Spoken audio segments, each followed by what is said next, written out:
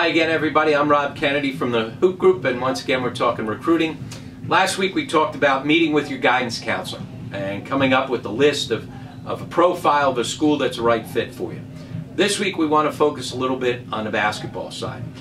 Just as we talked about how important it was to get some guidance from your guidance counselor, it's really important as our season winds down that you set up a meeting with your coach, with your high school coach, after this season is over, to try to get a good assessment of where you're at.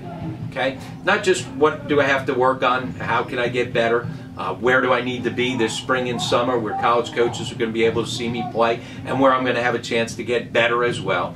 But especially if you're a junior or a senior, right? An assessment of what level can I play at right now.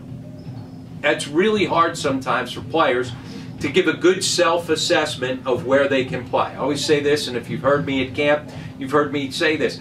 If you're any good as a player, you're probably not as good as you think you are, right? If you think about it, to be a good player, you have to have confidence, you have to have a little bit of cockiness, and you certainly have to be self-assured about your skills. Well, the same with your parents. Your parents are always going to think that you're better than you may actually be. That's our job as parents. It's not to be totally objective. We're subjective to our own kids. Your high school coach, he or she should be able to give you a good idea of what level you've got a chance to be able to be successful at. Not just play at, not just be able to get recruited at, but where you're going to be able to be happy and be able to step on the floor and produce right away.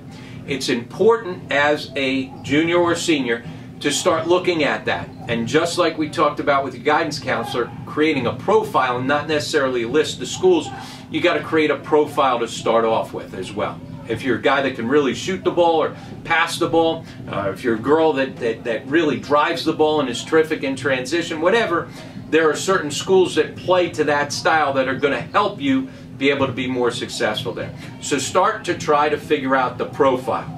The level, Division I, Division II, Division III. Remember, all three levels have very different stratospheres in there, right? There's different layers of Division I, Division II, Division III. Kentucky is not the same as Eastern Kentucky, all right? There are differences. Same thing as you go through Divisions II and Division III. So there are high levels, mid-levels, lower levels in there.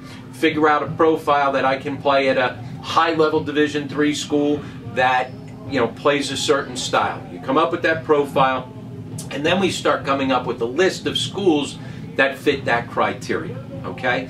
Freshmen and sophomores, your job with your high school coach in this kind of post-season review meeting, what do I have to do to get better? What are the skills that I got to work at? And where do I need to be this spring and this summer to help me realize my potential, help me get better so that by the time I meet with you as a junior after our season's over, I know what level I can play at, and I've been able to maximize what level that might be. All right. So again, make sure everybody's scheduling after your season's over this meeting with your coach, whether or not your parents are there, however you do it, but everybody get on the same page so that we're now able to start creating a good profile of what school, all right, what level, what style, etc., basketball-wise, would be good for us, and then we go and we start finding out the list of schools that match that. Again, if you've got any questions, any comments, please email me at robk@hoopgroup.com.